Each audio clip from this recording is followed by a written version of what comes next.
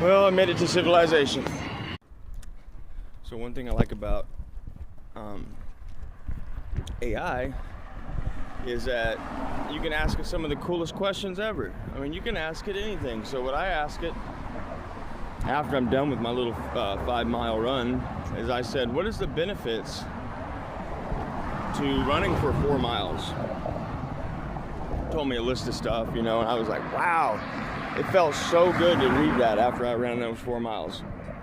And one thing that stuck out to me is that running lowers your risk of cancer.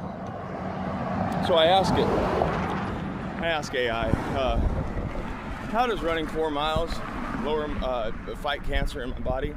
And it said, well, it doesn't completely take cancer out. What it does is it releases the chemicals in our body that fight cancer.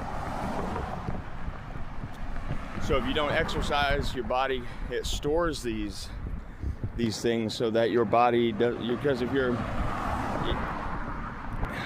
so basically if you're not running and you're not pushing your body to the limit every now and then, it basically becomes like so comfortable that cancer kind of sneaks by its detecting system, and then that's how the cancer kills you.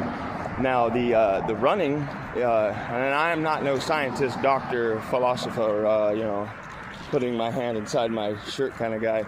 But I do know I have AI, and I like talking to AI about stuff like this. And it said that whenever you run a certain amount of time, your body starts putting out these chemicals that detect cancer, and when it detects it, it fights it. It gives you these superpower cells. And I think that is so cool. I think that's really cool. It makes me want to run more. So if you're not running, at least walking, go out there and get you some walking and get you some miles in.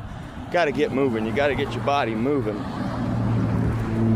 I've noticed, with my grandpa, he doesn't really want to do nothing, and I don't blame him. If I had dementia, even without dementia, it's hard for me to get up out of bed. I hate getting up out of bed sometimes.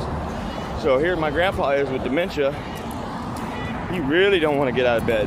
But the thing is if we just let him sit there, he's going to die quicker, and we don't want him to die quicker. We want him to keep living. So he hates it, but we get him out of bed. We push him. We don't do it hard. Me and Grandma, we're not hard on him like a drill instructor, like reveille.